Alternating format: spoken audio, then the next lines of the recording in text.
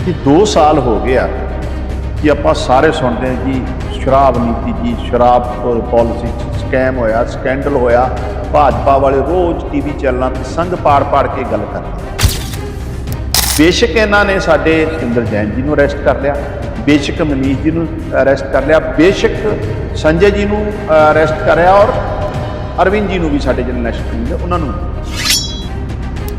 एक single evidence एक भी सिंगल एविडेंस हजे तक जिहड़ी आ भारत सरकार दी एजेंसियां जिहड़ियां कोर्ट च पेश नहीं कर सकती।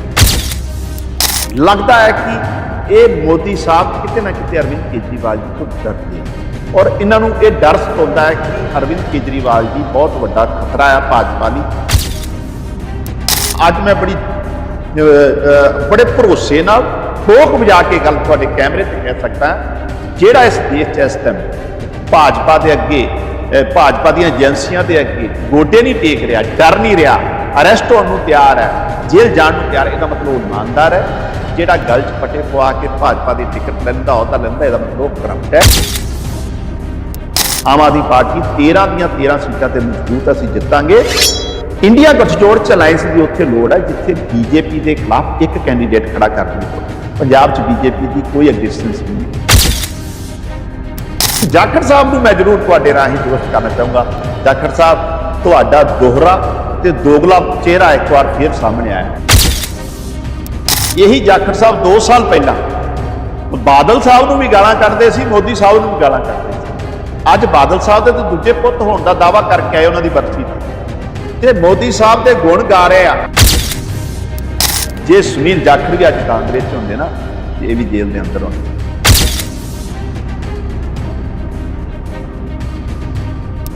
नमस्कार, मैं संजय शरीन, तुसी देख रहे हो उत्तम हिंदू टीवी।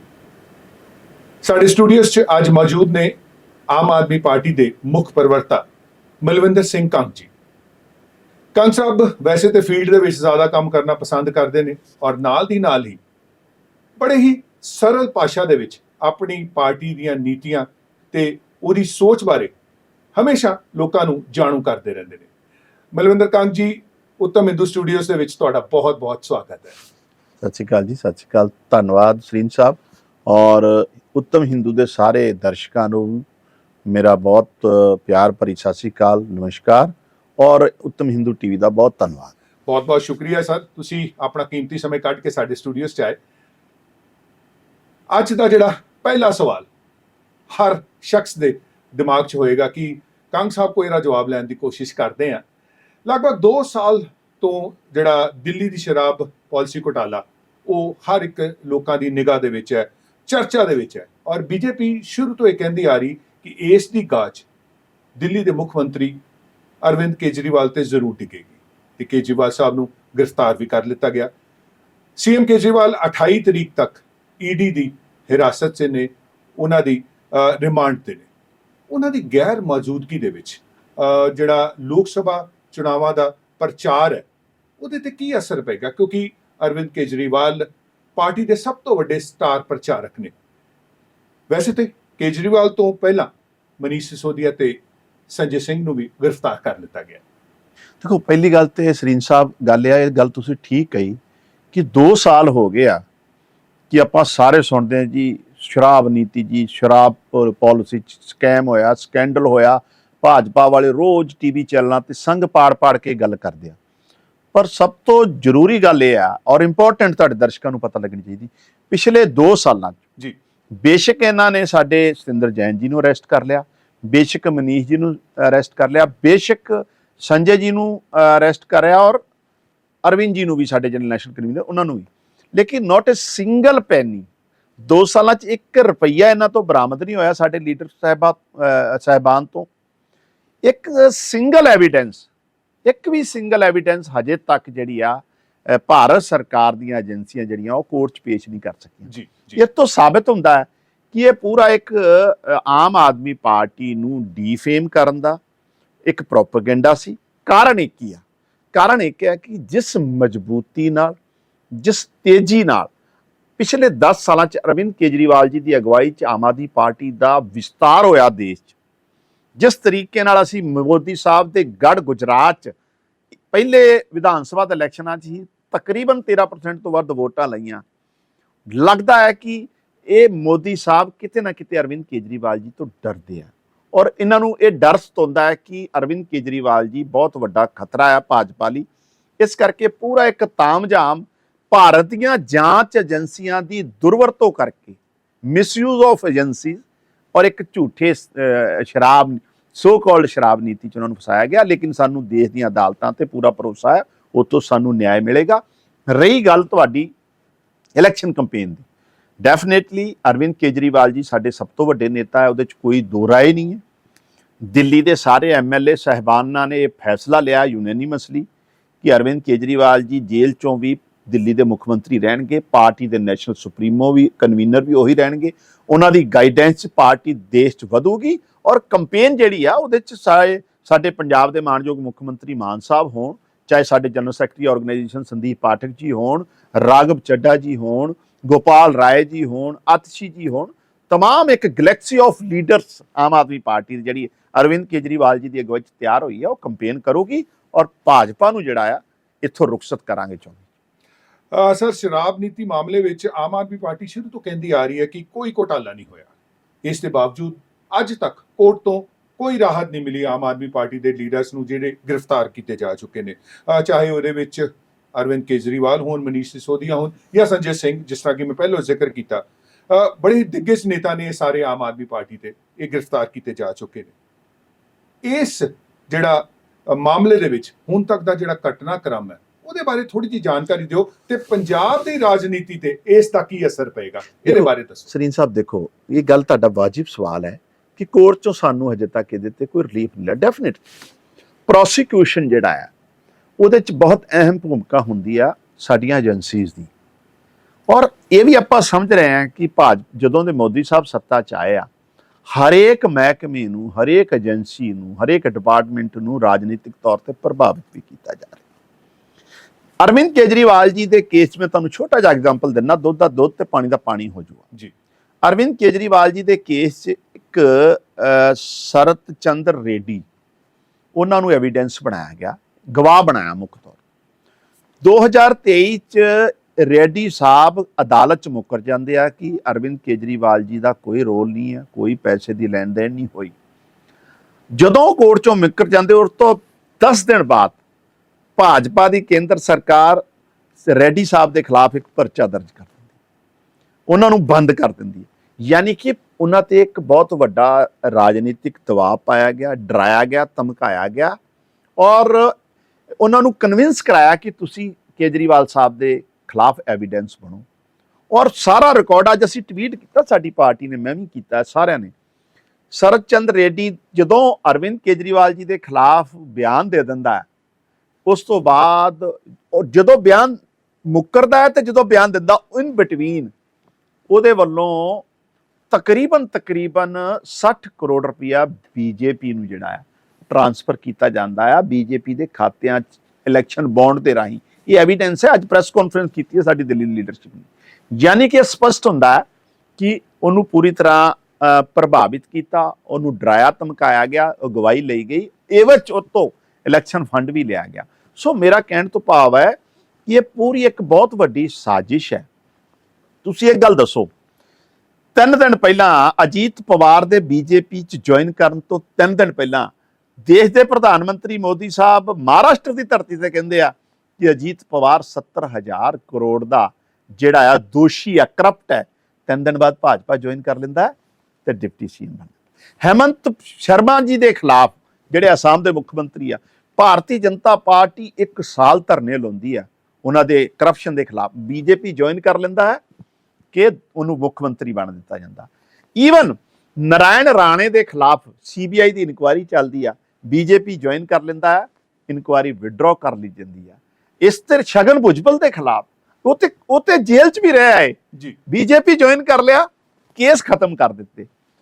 ਆਪਣੇ ਸੁਬੇਂਦੂ ਅਧਿਕਾਰੀ ਜਿਹੜੇ ਬੀਜੇਪੀ ਦੇ ਲੀਡਰ ਆਫ ਆਪੋਜੀਸ਼ਨ ਆ ਵੈਸਟ ਬੰਗਾਲ 'ਚ, ਉਹਨਾਂ ਦੇ ਖਿਲਾਫ ਬੀਜੇਪੀ ਧਰਨੇ ਲਾਉਂਦੀ ਆ, ਬੀਜੇਪੀ ਜੁਆਇਨ ਕਰ ਲਈ, ਉਹ ਦੋਦੇ ਧੁੱਪੇ ਹੋ ਗਏ। ਮਸਲਾ ਇਹ ਆ, ਮੈਂ ਕਹਿਣ ਤੋਂ ਭਾਵ ਇਹ ਆ, ਜੇ ਆਮ ਆਦਮੀ ਪਾਰਟੀ ਦੇ ਲੀਡਰ ਬੀਜੇਪੀ ਜੁਆਇਨ ਕਰ ਲੈਂਦੇ ਤੇ ਦੋਦੇ ਧੁੱਪੇ ਹੋ ਜਾਣੇ ਸੀ। ਸੋ ਇਹ ਪੋਲੀਟੀਕਲ ਵੈਂਡੇਟਾ ਆ। ਹਾਂ, ਅੱਜ ਮੈਂ ਬੜੇ ਭਰੋਸੇ ਨਾਲ, ਠੋਕ ਵਜਾ ਕੇ ਗੱਲ ਤੁਹਾਡੇ ਕੈਮਰੇ ਤੇ ਕਹਿ ਸਕਦਾ, ਜਿਹੜਾ ਇਸ ਦੇਸ਼ 'ਚ ਇਸ ਟਾਈਮ ਭਾਜਪਾ ਦੇ ਅੱਗੇ, ਭਾਜਪਾ ਦੀਆਂ ਏਜੰਸੀਆਂ ਦੇ ਅੱਗੇ ਗੋਡੇ ਨਹੀਂ ਟੇਕ ਰਿਹਾ, ਡਰ ਨਹੀਂ ਰਿਹਾ, ਅਰੈਸਟ ਹੋਣ ਨੂੰ ਤਿਆਰ ਹੈ, ਜੇਲ੍ਹ ਜਾਣ ਨੂੰ ਤਿਆਰ ਹੈ, ਇਹਦਾ ਮਤਲਬ ਉਹ ਇਮਾਨਦਾਰ ਹੈ। ਜਿਹੜਾ ਗਲ 'ਚ ਪੱਟੇ ਪਵਾ ਕੇ ਭਾਜਪਾ ਦੀ ਟਿਕਟ ਲੈਂਦਾ, ਅਹੁਦਾ ਲੈਂਦਾ, ਇਹਦਾ ਮਤਲਬ ਉਹ ਕਰਪਟ ਹੈ। ਇਹੀ ਦੇਸ਼ 'ਚ ਹੋ ਰਿਹਾ। ਕੰਗ ਸਾਹਿਬ, ਪੰਜਾਬ ਬੀਜੇਪੀ ਦਾ ਸਾਫ਼ ਕਹਿਣਾ ਹੈ ਕਿ ਦਿੱਲੀ ਵਾਂਗੂ ਪੰਜਾਬ ਦੀ ਵੀ ਜਿਹੜੀ ਐਕਸਾਈਜ਼ ਪਾਲਿਸੀ ਹੈ ਉਹਦੇ 'ਚ ਵੀ ਕਰੋੜਾਂ ਰੁਪਏ ਦਾ ਘੁਟਾਲਾ ਹੋਇਆ। ਈਡੀ ਨੂੰ ਇਸ ਦੀ ਵੀ ਜਾਂਚ ਕਰਨੀ ਚਾਹੀਦੀ ਹੈ। ਔਰ ਪੰਜਾਬ ਬੀਜੇਪੀ ਪ੍ਰਧਾਨ ਸੁਨੀਲ ਜਾਖੜ ਸਾਹਿਬ ਨੇ ਉਹਨਾਂ ਦੀ ਅਗਵਾਈ ਦੇ ਵਿੱਚ ਇੱਕ ਪ੍ਰਤੀਨਿਧੀ ਮੰਡਲ ਨੇ ਪੰਜਾਬ ਚੁਣਾਵ ਆਯੋਗ ਨੂੰ ਇੱਕ ਸੰਦੇਸ਼ ਪੱਤਰ ਦਿੱਤਾ ਜੀ। ਭਾਰਤੀ ਚੁਣਾਵ ਆਯੋਗ ਦੇ ਨਾਮ ਕਿਹਾ ਗਿਆ ਕਿ ਇਸ ਦੀ ਜਾਂਚ ਕੀਤੀ ਜਾਏ।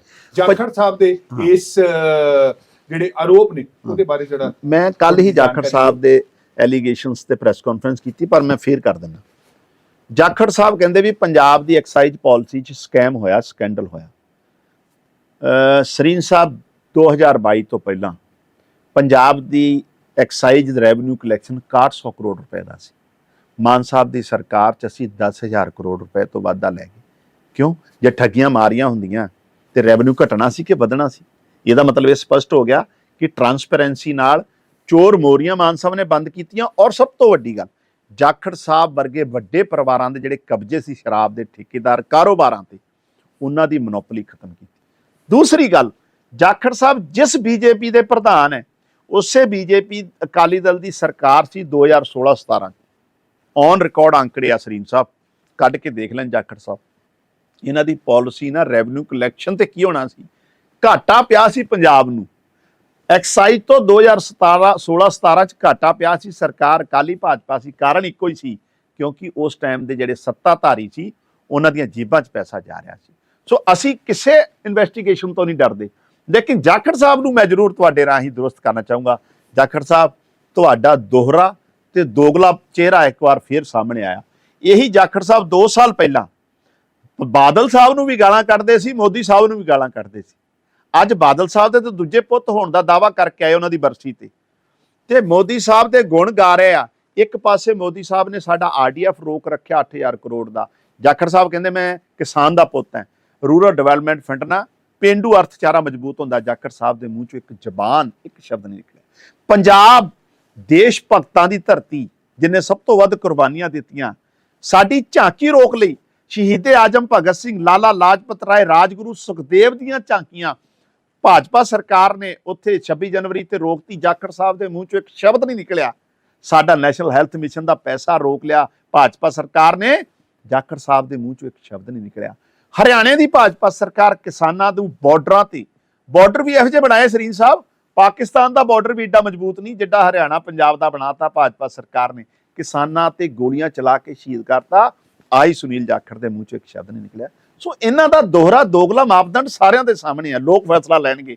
ਸੋ ਅਸੀਂ ਕਿਸੇ ਇਨਵੈਸਟੀਗੇਸ਼ਨ ਤੋਂ ਨਹੀਂ ਡਰਦੇ। ਲੇਕਿਨ ਜਾਖੜ ਸਾਹਿਬ, ਪੈਮਾਨਾ ਇੱਕੋ ਜਿਹਾ ਹੋਣਾ ਚਾਹੀਦਾ। ਮੈਂ ਇੱਕ ਲਾਸਟ ਗੱਲ ਕਹਿਣਾ ਚਾਹੁੰਦਾ, ਜੇ ਸੁਨੀਲ ਜਾਖੜ ਵੀ ਅੱਜ ਕਾਂਗਰਸ 'ਚ ਹੁੰਦੇ ਨਾ, ਇਹ ਵੀ ਜੇਲ੍ਹ ਦੇ ਅੰਦਰ ਹੋਣੇ। ਬਲਵਿੰਦਰ ਕੰਗ ਜੀ, ਪੰਜਾਬ 'ਚ ਇੱਕ ਪਾਸੇ ਕਾਂਗਰਸ ਤੇ ਆਮ ਆਦਮੀ ਪਾਰਟੀ ਵੱਖੋ-ਵੱਖ ਚੁਣਾਵ ਲੜ ਰਹੀਆਂ ਨੇ, ਔਰ ਦੂਸਰਾ ਇਸ ਵੇਲੇ ਬਹੁਤ ਚਰਚਾ ਹੋ ਰਹੀ ਹੈ ਕਿ ਅਕਾਲੀ ਤੇ ਬੀਜੇਪੀ ਸ਼ਾਇਦ ਆਪਸ 'ਚ ਫੇਰ ਹੱਥ ਮਿਲਾਉਣ ਵਾਲੇ ਨੇ। ਜੇ ਇਹ ਹੋ ਗਿਆ, ਕੀ ਇਸ ਗੱਲ ਦੀ ਕੋਈ ਪੁਨਰ ਵਿਚਾਰ ਕੀਤਾ ਜਾ ਸਕਦਾ? ਕਾਂਗਰਸ ਤੇ ਆਮ ਆਦਮੀ ਪਾਰਟੀ ਪੰਜਾਬ 'ਚ ਇਕੱਠੇ ਹੋ ਸਕਦੇ? ਦੇਖੋ ਸਰੀਰ ਸਾਹਿਬ, ਪਹਿਲੀ ਗੱਲ, ਅਸੀਂ ਇੰਡੀਆ ਗਠਜੋੜ ਦਾ ਅਹਿਮ ਹਿੱਸਾ ਹੈ। ਔਰ ਇੰਡੀਆ ਗਠਜੋੜ 'ਚ ਕੋਈ ਇਕੱਲੀ ਕਾਂਗਰਸ ਨਹੀਂ ਹੈ। ਉਹਦੇ 'ਚ TMC ਵੀ ਹੈ, ਉਹਦੇ 'ਚ DMK ਵੀ ਹੈ, ਉਹਦੇ 'ਚ ਸ਼ਰਦ ਪਵਾਰ ਜੀ ਵੀ ਹੈ, ਉਹਦੇ 'ਚ ਲਾਲੂ ਜੀ ਵੀ ਹੈ, ਉਹਦੇ 'ਚ ਮੁਲਾਇਮ ਸਿੰਘ ਯਾਦਵ ਵੀ ਹੈ, तमाम ਪਾਰਟੀਆਂ। ਔਰ ਉਹਦਾ ਮਕਸਦ ਹੈ, ਇੰਡੀਆ ਬਲਾਕ ਦਾ ਮਕਸਦ ਇਹ ਹੈ, ਜਿਸ ਤਰੀਕੇ ਨਾਲ ਬਾਬਾ ਸਾਹਿਬ ਅੰਬੇਡਕਰ ਦੇ ਸੁਪਨੇ ਦਾ ਭਾਰਤ, ਜਿਹੜਾ ਉਹਨਾਂ ਨੇ ਸੰਵਿਧਾਨ ਲਿਖਿਆ ਸੀ ਦੇਸ਼ ਦੇ ਲੋਕਾਂ ਲਈ, ਗਰੀਬਾਂ ਲਈ, ਮਜਲੂਮਾਂ ਲਈ, ਦਲਿਤਾਂ ਲਈ, ਉਸ ਸੰਵਿਧਾਨ ਦੀਆਂ ਧੱਜੀਆਂ ਭਾਜਪਾ ਵੱਲੋਂ ਉਡਾਈਆਂ ਜਾ ਰਹੀਆਂ। ਆਪਾਂ ਦੇਖਿਆ ਰੀਸੈਂਟਲੀ ਸੁਪਰੀਮ ਕੋਰਟ ਦੇ ਚੀਫ ਜਸਟਿਸ ਨੂੰ ਉਸ ਕਮੇਟੀ 'ਚੋਂ ਬਾਹਰ ਕਰਤਾ ਜਿਸ ਕਮੇਟੀ ਨੇ ਚੀਫ ਇਲੈਕਸ਼ਨ ਕਮਿਸ਼ਨਰ ਦੀ ਅਪਾਇੰਟਮੈਂਟ ਕਰਨੀ ਹੈ। ਕਿਉਂ ਨਹੀਂ ਹੋਣਾ ਚਾਹੀਦਾ? ਕਿਉਂ? ਇਹ ਪੋਲੀਟੀਕਲ ਇੰਡੀਪੈਂਡੈਂਟ ਬਾਡੀ ਆ, ਲੇਕਿਨ ਬੀਜੇਪੀ ਬਾਇਸਡ ਹੈ। ਦੂਸਰੀ ਗੱਲ, ਅਸੀਂ ਇੰਡੀਆ ਗਠਜੋੜ ਦਾ ਹਿੱਸਾ ਇਸ ਕਰਕੇ ਆ ਕਿ ਅਸੀਂ ਇਸ ਦੇਸ਼ ਦੀ ਲੋਕਸ਼ਾਹੀ ਨੂੰ ਬਰਕਰਾਰ ਰੱਖਣਾ ਚਾਹੁੰਦੇ ਹਾਂ।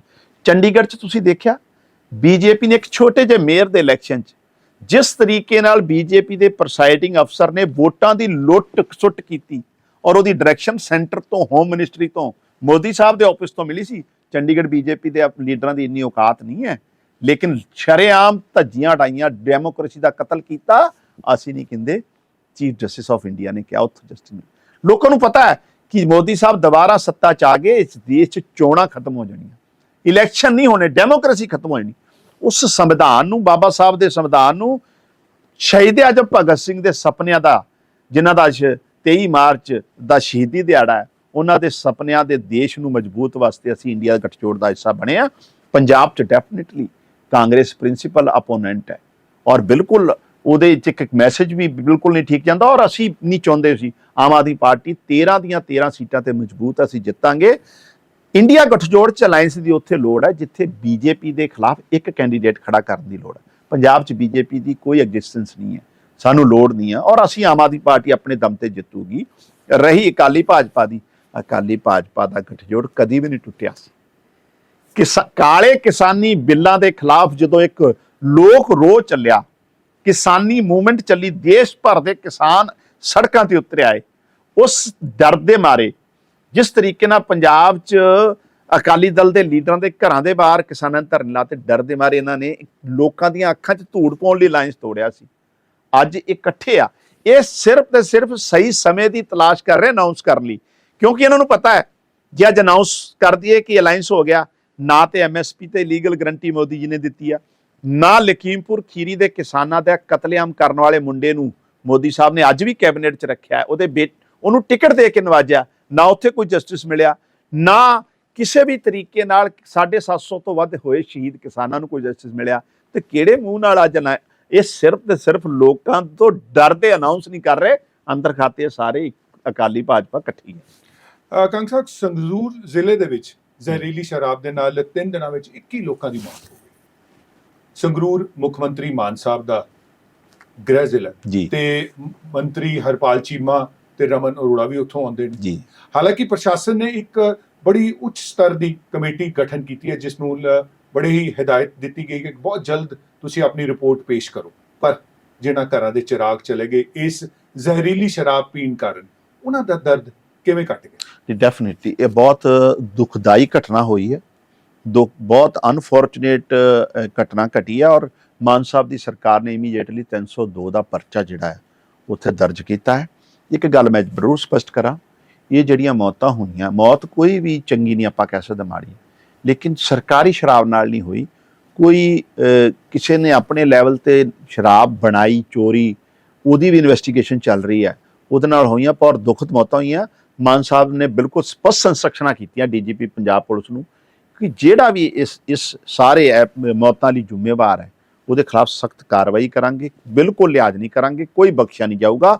ਪਰਚਾ ਆਲਰੇਡੀ 302 ਦਾ ਦਰਜ ਹੋ। ਪੰਜਾਬ ਵਿਧਾਨ ਸਭਾ ਦੇ ਵਿੱਚ ਰਿਕਾਰਡ ਬਹੁਮਤ ਦੇ ਨਾਲ ਆਮ ਆਦਮੀ ਪਾਰਟੀ ਨੇ ਆਪਣੀ ਸਰਕਾਰ ਬਣਾਈ ਤੇ ਜਦੋਂ ਲੋਕ ਸਭਾ ਦੇ ਵਿੱਚ ਜਿੱਤੇ ਹੋਏ MLA ਆਏ, ਵਿਧਾਨ ਸਭਾ ਦੇ ਵਿੱਚ ਮਾਫ ਕਰਨਾ, ਜਿੱਤੇ ਹੋਏ MLA ਆਏ ਤੇ ਇਹ ਕਿਹਾ ਜਾਂਦਾ ਸੀ ਵੀ ਸਾਰੇ ਹੀ ਬੜੇ ਆਮ ਘਰਾਂ ਨਾਲ ਸੰਬੰਧ ਰੱਖਦੇ ਨੇ। ਮੁੱਖ ਮੰਤਰੀ ਮਾਨ ਸਾਹਿਬ ਨੇ ਵੀ ਇਸ ਨੂੰ ਵੱਖਰੇ ਵੱਖਰੇ ਸਟੇਜਸ ਦੇ ਵਿੱਚ ਕਿਹਾ ਕਿ ਸਾਡੇ ਜਿੰਨੇ ਵੀ MLA ਸਾਹਿਬਾਨ ਨੇ ਉਹ ਬੜੇ ਹੀ ਆਮ ਘਰਾਂ ਦੇ ਨੇ। ਤੇ ਹੁਣ ਵਾਰ ਜਦੋਂ ਲੋਕ ਸਭਾ ਦੀ ਆਈ, ਟਿਕਟ ਵੰਡਣ ਦੀ ਜਦੋਂ ਵਾਰੀ ਆਈ ਤੇ 5 ਕੈਬਨਿਟ ਮੰਤਰੀਆਂ ਨੂੰ ਟਿਕਟ ਦੇ ਦਿੱਤੀ ਗਈ ਕਿ ਹੁਣ ਆਮ ਆਦਮੀ ਜਿਹੜੇ ਨੇ ਜਾਂ ਆਮ ਪਰਿਵਾਰ ਨੇ ਉਸਨੇ ਆਮ ਆਦਮੀ ਪਾਰਟੀ ਨੂੰ ਅਪਰੋਚ ਨਹੀਂ ਕੀਤਾ ਤੇ ਕਿ ਕੋਈ ਹੋਰ ਗੱਲ ਹੈ। ਪਹਿਲੀ ਗੱਲ ਤੇ ਸ਼ਰੀਦ ਸਾਹਿਬ ਜਿਹੜੇ 5 ਮੰਤਰੀਆਂ ਨੂੰ ਟਿਕਟ ਦਿੱਤੀ ਆ ਉਹ ਵੀ ਆਮ ਘਰਾਂ ਦੇ ਆ। ਆਪਣੇ ਕੁਲਦੀਪ ਧਾਲੀਵਾਲ ਜੀ ਕੌਣ ਹੈ? ਇੱਕ ਸਧਾਰਨ ਪਰਿਵਾਰ ਦੇ, 5 ਕਿੱਲਿਆਂ ਦੀ ਜ਼ਮੀਨ ਦੇ, ਔਰ ਵਿਚਾਰੇ ਪਹਿਲਾਂ ਤੇ ਆਪਣੀ ਰੋਜੀ ਰੋਟੀ ਲਈ ਅਮਰੀਕਾ ਵੀ ਚਲੇ ਗਏ। ਮੀਤ ਹੇਅਰ ਜੀ ਹੈ, ਬੜੇ ਸਧਾਰਨ ਪਰਿਵਾਰ ਦੇ। ਗੁਰਮੀਤ ਸਿੰਘ ਖੁੱਡੀਆਂ ਬਠਿੰਡੇ ਵਾਲੇ ਆਪਾਂ ਸਾਰੇ ਜਾਣਦੇ ਹਾਂ, ਬੜੇ ਸਧਾਰਨ ਪਰਿਵਾਰ ਦੇ। ਲਾਲਜੀਤ ਭੁੱਲਰ ਬੜੇ ਸਧਾਰਨ ਪਰਿਵਾਰ ਦੇ ਆ।